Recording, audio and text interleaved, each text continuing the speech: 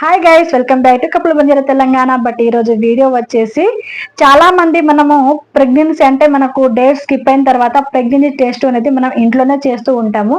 So అది positive వచ్చింది అనుకో, యూరిన్ టెస్ట్ పాజిటివ్ వస్తే మనం డాక్టర్లకు అయితే వెళ్తాము. సో అక్కడ డాక్టర్లు ఏం సజెషన్ చేస్తారంటే, సో ఇప్పటి వాళ్ళకైతే చాలా మందికి అయితే ఇదే జరుగుతుంది. సో డాక్టర్లు అది పాజిటివ్ వచ్చిన తర్వాత ఫస్ట్ ఇమీడియట్ గా బీటా హెచ్జి టెస్ట్ చేయించుకోవాలమ్మా అనేసి అంటారు. సో ఈ టెస్ట్ చేయించుకోవడం వల్ల మనకు ఉండే ఉపయోగాలు ఏంటిది, చేయించుకోవద్దా, దీనివల్ల ఏమైనా ప్రాబ్లమ్స్ వస్తాయా, లేకుంటే దీనివల్ల ఏమైనా ఉపయోగాలు ఉంటాయనేసి చాలా మందికి అపోహలు ఉంటాయి.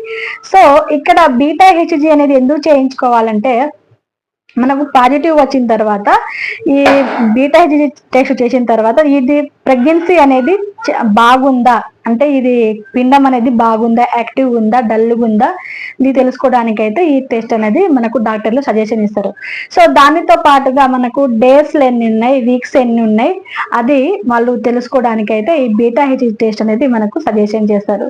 సో నెక్స్ట్ వచ్చేసి దీని ద్వారా దీని వాల్యూ ఎంత ఉంది, తక్కువలో ఉందా లేకుంటే ఎక్కువ ఉందా. సో ఇది తక్కువ ఉన్నట్టయితే మనకు 50 కన్నా పైకి ఉండాలండి. సో 100 1000 అలా ఉండాలి. మనకు అలా ఉన్నప్పుడు కొంచెం కొంతమందికి అయితే 70 80 60 అలా వస్తూ ఉంటది వాల్యూ అనేది. సో అది వచ్చిన తర్వాత డాక్టర్లు ఏం చేస్తారంటే 48 అవర్స్ తర్వాత మళ్ళా ఈ టెస్ట్ అనేది మళ్ళీ ఇంకోసారి చేపిస్తారు.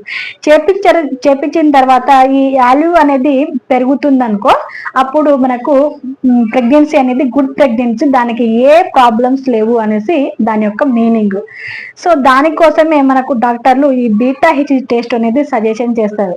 సో దీనికి చేయించుకోవడం వల్ల మనకు చాలా ఉపయోగాలే ఉన్నాయి, కానీ దీనివల్ల అంటూ మనకు ఏ ప్రాబ్లం ఉండదు.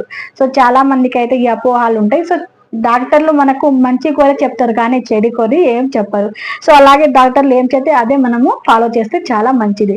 సో అందుకే ఎవరికైనా అపోహలతో కూడిన డౌట్స్ ఏమైనా ఉంటే ఈ వీడియో చూసి మీరు క్లియర్ చేసుకుంటారు అనేసి అయితే నా చిన్న సజెషన్ మీతో షేర్ చేసుకుంటున్నాను. సో బీటా హెచ్జి ద్వారా మనకు ఉండే ఉపయోగాలు ఇవ్వండి, చేయించుకుంటే మనకు ప్రెగ్నెన్సీ ఎలా ఉంది చూసుకోవచ్చు, అలాగే డేస్లు వీక్స్ ఎన్ని ఉన్నాయి చేసుకోవచ్చు, దాని వాల్యూ ఎంత ఉందో తెలుసుకోవచ్చు. సో ఇదండి ఈ వీడియో. ఎలా అనిపించిందో తప్పకుండా కామెంట్ చేయండి. ఇలాంటి మంచి మంచి వీడియోస్ కోసం మన ఛానల్ని తప్పకుండా సబ్స్క్రైబ్ చేసుకోండి. Thank you for watch. Thank you all. Bye bye.